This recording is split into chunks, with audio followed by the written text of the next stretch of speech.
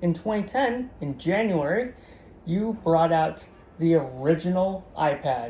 Of course, most crucially, the home screen wallpaper, but it's really its own thing. And one thing that you've definitely buried is the launch of Apple design chips, which help it be pretty fast and have amazing battery life. So now you have arrived in June. The iPad has been out for around 2 months. It released in April. You are at WWDC.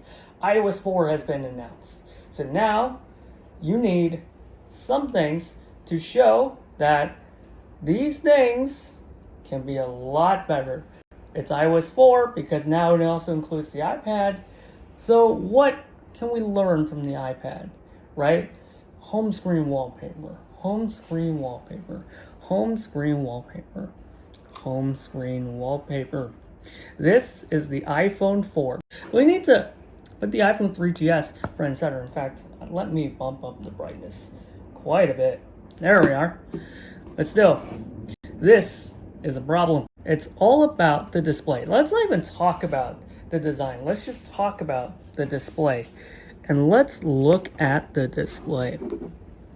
All right, so I'm gonna put it up to the camera. And this is the display of the iPhone 4. Thank you, autofocus. So you can see here that the iPhone 3GS, right, is kind of pixelated, right? It could be sharper. And look at the Retina display on the one on the right. And see that it is slightly higher dynamic range. And most crucially, look at how jaggy the letters, like the settings app here, and the text, and see how sharp the settings app is on the iPhone 4. And off axis, right? So we're not looking at it straight on, we're looking at it off axis. And see that the iPhone 3GS is a lot dimmer. There you go. So it is an IPS panel, an in-panel switching panel, which really improves off axis. And for the first time in this one, you really have to get up close to see it. Almost dropped in here. Let's focus on the 3GS. There's a bit of a gap between the display panel and the pixels. With the iPhone 4, it's the first time really on any Apple device that the display is laminated to the glass. So you can see it's almost like sitting on top of the glass. There you go. So already I can talk a lot about the display. The iPhone 4, again, if you don't remember anything else, you have to remember the display. It is such a precise display. This is the Retina display. IPS 326 pixels per inch, which is quadruple what's on the iPhone 3GS. Again, a really decent display for the time. It's called a color LCD display if you're wondering if there's a name. And it's great off-axis viewing, but there's a lot more to the iPhone 4. It's really about the design. Now previously, this is plastic. We want on the iPhone 4, it's glass. And while this is a full plastic design on the iPhone 3GS, this is a full metal sandwich. So it's metal sandwich between the two pieces of glass. And there you go, versus the plastic design. It is also, because of the curve of the back, it's a little harder to see. But if I place it on the table here, you see it's quite a bit thinner. And let's see if I can show a little better by holding it up this way. You see that the 3GS is quite a bit thicker. In fact, this is 12 millimeters. This is 9 millimeters. It is 24% thinner. And it has a lot more of a premium design. So let's look at the bottom here. Again, very precise versus you can see kind of like, you know, there's like this metal trim piece, you know, kind of the speaker hole, and then you can see the screw hole. This one just exudes precision. And really, again, as Steve Jobs has said, really no phone on the market really looks like this, and it was true. But of course, a lot of people I already caught a glimpse because back then someone left a prototype of this at the bar. It was a whole story, right? Gizmodo, right, bought the prototype that was lost at a bar for a few $1,000s, and it was a huge media thing. But that means that people already saw the new iPhone. So let's take a look at the design a little more. So we have a new camera, this one capable of 5 megapixel photos and an LED flash, which is the first on any iPhone. You have a front facing camera. We're going to talk about that in just a bit. But everything else is mostly the same. So you have a headphone jack, right? You have a sleep wake button and all of that. And then if we turn to this metal side, you can see that there are plastic brakes. There's one here. There's one at the top. There's one on the side. Now these are actually antenna lines. So these are actually made of like this plastic that allows the Wi-Fi, the GSM, cell phone signals to come through the phone. That's not, previously it's in the back. Now it comes through the body of the phone. So let's take a look at iOS 4, shall we? So again, this Retina display. Why am I keep on talking about the Retina display? Because of course it was the first iOS version to support a Retina display since the iPhone 4 came with iOS 4. So let's take a look at iOS 4 on the iPhone 4. So it is of course the first iOS version to support a Retina display, of course, right, for the brand new iPhone 4. So everything is sharper. In fact, all of the apps, and I actually have quite a few apps to show you, they all take advantage of this Retina display. So you automatically get text upscaling, you automatically get some boosted Retina display features, but of course you have to update your own assets as well. You can see just how nice everything is. There you go. So let's take a look at the camera, shall we? Okay, so of course we have video. So I'm going to use the same target here. And there you go. And I should be putting up the video footage. So this is 720p video on the back camera. Now, of course, there's also the front camera, right? So I'm gonna flip this camera around. You can see that there is a brand new button that swaps the camera around. So let's swap the camera around. And you can see, right, what's behind the phone instead of what's in front of the phone. This is really powerful. Of course, it does the same thing for photos as well. Now this is now capable of 5 megapixel photos on the rear camera here. So I'm just take another photo of you. You should see that there is a photo. There you go. So again, the brand new camera.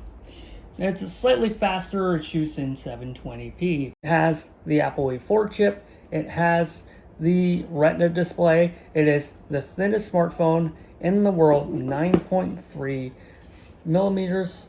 But again, there's not a lot different in the iOS 4 experience. You can set wallpaper in the home screen.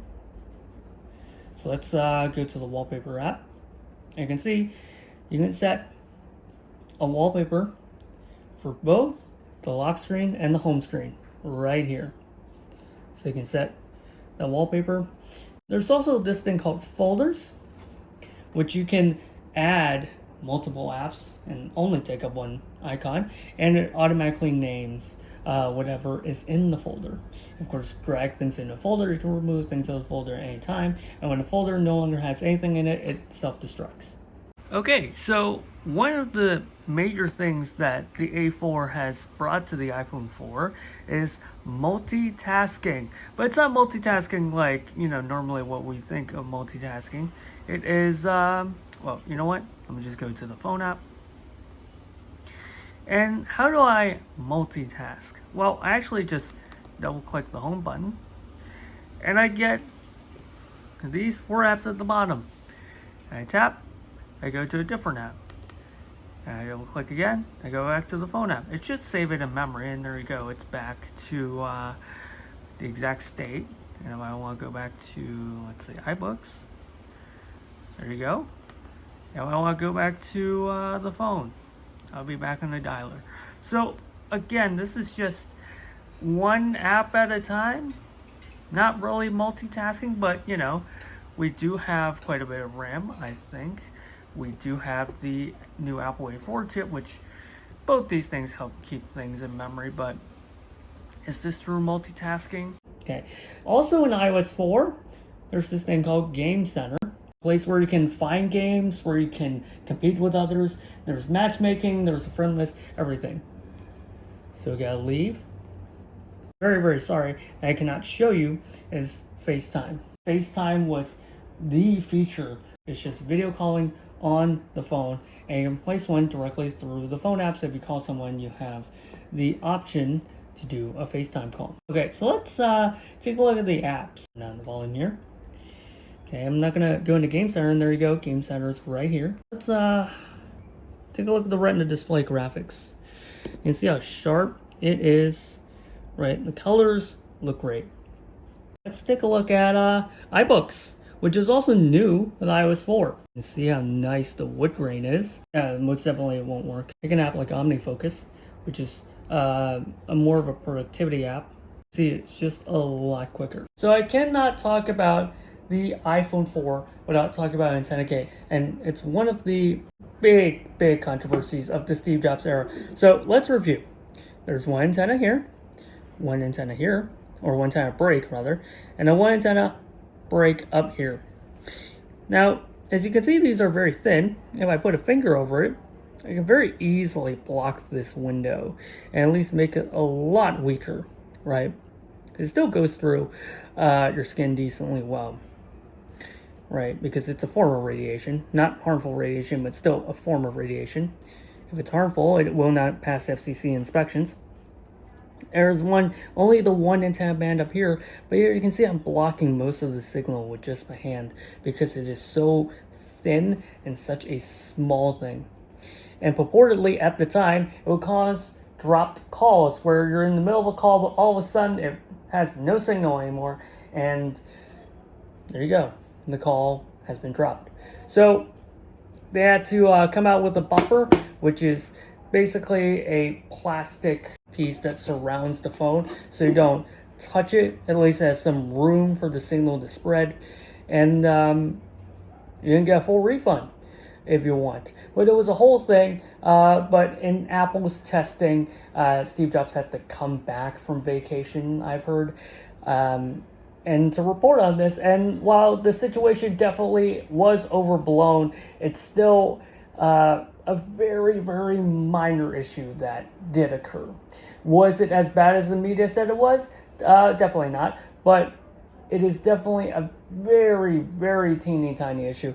So honestly, it flew off the shelves. It is really one of the big hits of Apple, and really the new generation of iOS device. One has the Retina display, has the Apple branded chips, has this really amazing industrial design. It is just a completely different experience.